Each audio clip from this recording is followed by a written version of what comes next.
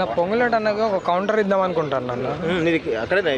వెలుగుమట్ల అనే ఉన్నా. నేను నా మ్యారేజ్ కాకముందు నేను 7 సంవత్సరాలు ఖమ్మంలోనే ఉన్నా. నేను వెల్డింగ్ పని చేస్తాను అన్న. నా రోటర్నర్లో వెల్డింగ్ షాప్ మాది. నేను వెల్డింగ్ పని చేస్తా. అయితే నా పెళ్ళైన నుంచి 5 సంవత్సరాలు నేను అక్కడే వెలుగుమట్ల. నేను రెంట్ కట్టుకోలేకపోతే నేను ఆడుకోగల ద్వారాగా అక్కడికి వెళ్ళిపోయాను. అయితే 15,000 కట్టినామన్నాం. కట్టిన మాట వాస్తవం. ఇప్పుడు ప్రభుత్వం మా దగ్గర ఎట్లా దోచుకుంటుంది అంటే నిజాయితీగా దోచుకుంటుంది. ఉప్పు మీద, పప్పు మీద, నూనె మీద దోచుకుంటుంది. వీళ్ళు మాకి కరెంటు గిరంటు ఏం లేదుగా. మా డబ్బుల మీద మేము వేసుకొని తెచ్చుకున్నాం అంతే. ట్యాంకర్లు నడపాల, దానికి డీజిల్ ఉట్టికి వస్తుంది అన్న. డ్రైవర్ ఉట్టికి వస్తాడా? ఏది ఉట్టికి రాదుగా, ఏది రాదుగా. మనం డబ్బులతో పెట్టుకున్నది. అది పెట్టుకొని అయింది, మొత్తం జరిగిపోయింది. పొంగులేటి సీన్ అన్న రాత్రి అంటాడు వాళ్ళే స్టార్ట్ చేశారని పేపర్లు పట్టుకున్నాడుగా. నువ్వు అప్పుడు దేంట్లో ఉన్నావు? ఏనా ఎలక్షన్లో ముందుగా వచ్చింది, నువ్వు దేంట్లో ఉన్నావు? నువ్వేగా స్టార్ట్ చేసింది. దాంట్లో నీ హస్తం ఉందా లేదా? దాంట్లో పోయినావు, పొత్తు కుదరలేదు. దీంట్లోకి వచ్చినా పొత్తు కుదిరింది, మొత్తం లాక్కున్నావు. దాంట్లో వాళ్ళకి వాటా ఇచ్చేదేమో, ఇట్లా మొత్తం నీకు వస్తుందని లాక్కున్నావు. అంతేగా. ఇప్పుడు మనం గతం కూడా ఆలోచించుకోవాలి. మనం మాట్లాడినప్పుడు నువ్వు చెప్పినావు వాళ్ళే స్టార్ట్ చేశారు, నువ్వు ఎప్పుడు పోయినావు కాంగ్రెస్లోకి? వాళ్ళు స్టార్ట్ చేశారు, నువ్వు ఆపుతావని నువ్వు గెలిపించుకున్నావు.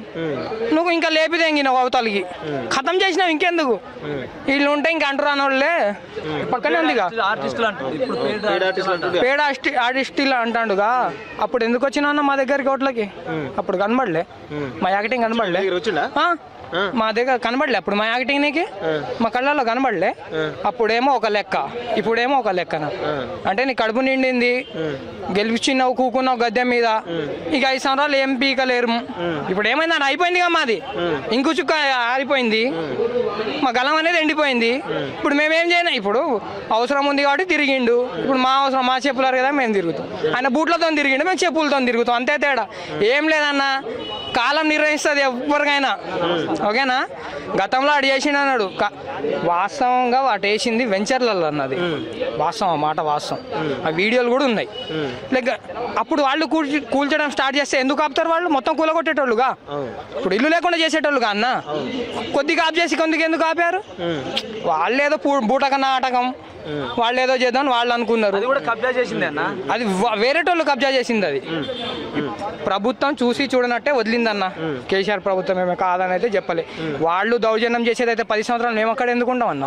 చిన్న మాట మాట్లాడుకుందాం. 10 సంవత్సరాలు కేసీఆర్ పాలిచ్చిండుగా. ఇప్పుడు మీ భూముల పైన ఎందుకు కనబడ్డది వాళ్ళకి? అన్న మాకి ఏమైందంట అన్న, భూమి కొన్నామన్నా. మేము పోయిన తర్వాతే బోర్ వేసుకున్నాం, దాంట్లో పండిద్దాం పంట అని. వింటానవా? మేము అక్కడ ఇల్లు వేసుకున్న తర్వాత కలెక్టర్ ఆఫీస్ వచ్చిందన్న. కలెక్టర్ ఆఫీస్ వచ్చిన తర్వాత మేము పోలే ఆశపడి. ఒక అర్థమైందన్న. ఇప్పుడు అక్కడ కలెక్టర్ ఆఫీస్ వచ్చింది, ఆ భూమికి రేటు పెరిగిద్ది అని మేము పోలే ఆడికి.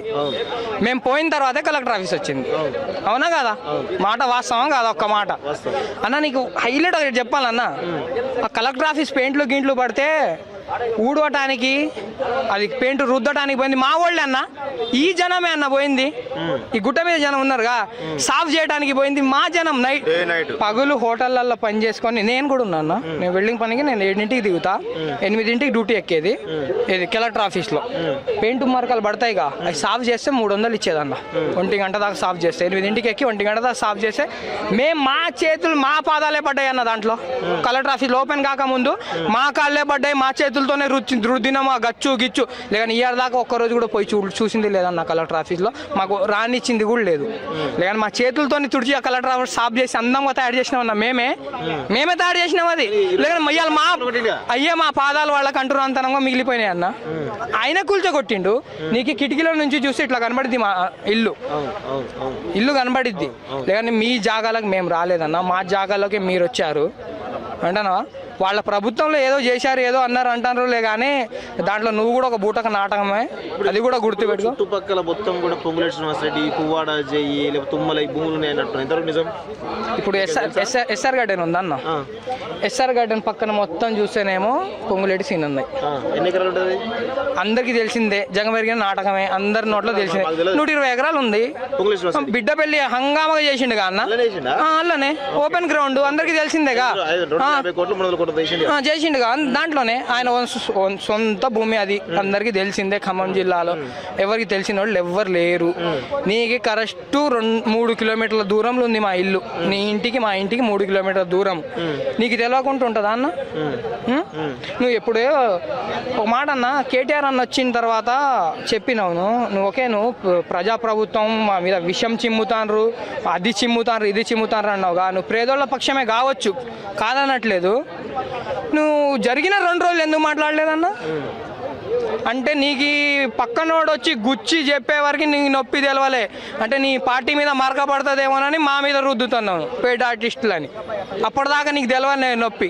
కేటీఆర్ అన్న వచ్చిండు, వచ్చి పోగానే నువ్వు ప్రెస్ మీట్లో సమాధానం కూడా చక్కగా చెప్పలేకపోయినావు గాను. ఇప్పుడు వాళ్ళు పెయిడ్ ఆర్టిస్టులు అన్నావు, అది జరుగుతుంది ఇది జరుగుతుంది. నువ్వు చూపెట్టకపోయినావు ప్రూఫ్లో. నీ దగ్గర అంత ధైర్యం ఉందిగా, నువ్వు మంత్రివేగా, రెవెన్యూ మంత్రివేగాను. కోరి ఎన్నుకొని తెచ్చుకున్న 10వేగా అన్న నీకు, ఆయనకేగా. ఏం చేసలేదన్న, మొత్తం వాళ్ళకి తెలిసే కనుసంధాల్లో జరిగే విషయమే ఇది, తెలియంది ఏం లేదు.